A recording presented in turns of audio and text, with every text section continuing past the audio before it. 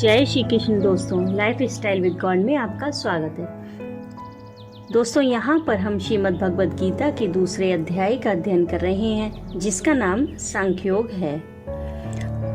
आज हम 39वें श्लोक का अध्ययन करेंगे।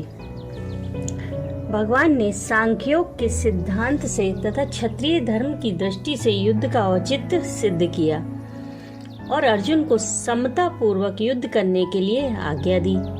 अब कर्मयोग के सिद्धांत से युद्ध का औचित्य बतलाने के लिए कर्मयोग के वर्णन की प्रस्तावना करते हैं।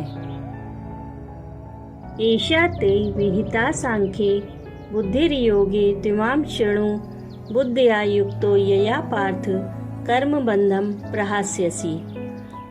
दूसरे अध्याय के 39वें श्लोक में भगवान श्री कृष्ण अर्जुन से कहते हैं कि हे पार्थ, यह बुद्धि तेरे लिए ज्ञान योग के विषय में कही गई और अब तू इसको कर्म योग के विषय में सुन।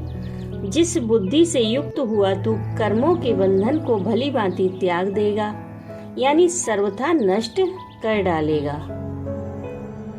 भगवान ने कहा कि यह बुद्धि तेरे लिए ज्ञान योग के विषय में कही गई। इस कथन से भगवान ने यह भाव दिखलाया है कि ज्ञान योग के साधन से यह संभाव किस प्रकार प्राप्त होता है।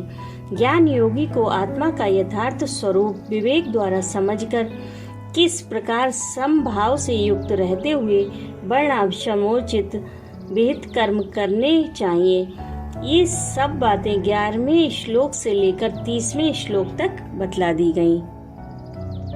अब प्रश्न यह है कि 11वें श्लोक से 30वें श्लोक तक के प्रकरण में इस समभाव का वर्णन किस प्रकार किया गया।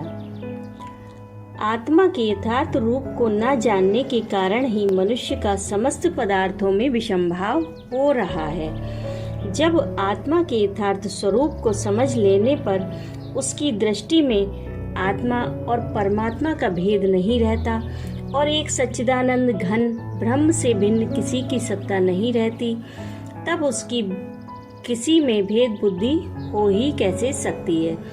इसलिए भगवान ने मरने और जीवित रहने में भ्रम मूलक इस विषम भाव या भेद बुद्धि के कारण होने वाले शोक को सर्वथा अनुचित बतलाकर उस शोक से रहित होने के लिए संकेत किया। उन्होंने कहा कि प्राणियों के मरने में और जीवित रहने में जो भेद प्रतीत होता है, यह अज्ञान जनित है। आत्मज्ञानी धीर पुरुषों में यह भेद बुद्धि नहीं रहती, क्योंकि आत्मा सम, निर्विकार और नित्य है।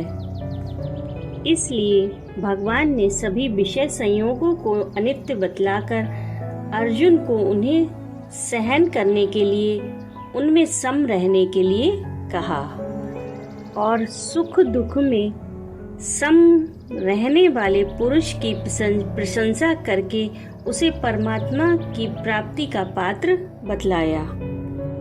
भगवान ने कहा कि अब तू इसको कर्म योग के विषय में सुन। इस वाक्य से भगवान ने यह भाव दिखलाया है कि वही संभाव कर्मयोग के साधन में किस प्रकार होता है, कर्मयोगी को किस प्रकार संभाव रखना चाहिए और उस समता का क्या फल है। ये सब बातें मैं अब अगले श्लोक से तुम्हें बतलाना आरंभ करता हूँ, अतएव तू उन्हें सुनने के लिए सावधान हो जा।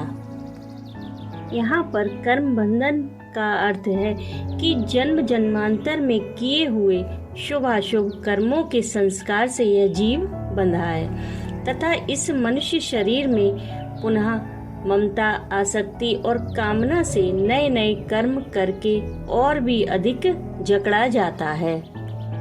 और कर्मयोग की विधि से समस्त कर्मों में ममता, आसक्ति और फलेच्छा का त्याग करके तथा सिद्धि और असिद्धि में सम होकर, यानी राग द्वेष और हर्ष शोक आदि विकारों से रहित होकर, जो इस जन्म और जन्मांतर में किए हुए तथा वर्तमान में किए जाने वाले समस्त कर्मों में फल उत्पन्न करने की शक्ति को नष्ट कर देना, उन कर्मों को भुने हुए बीज की भांति कर देना है।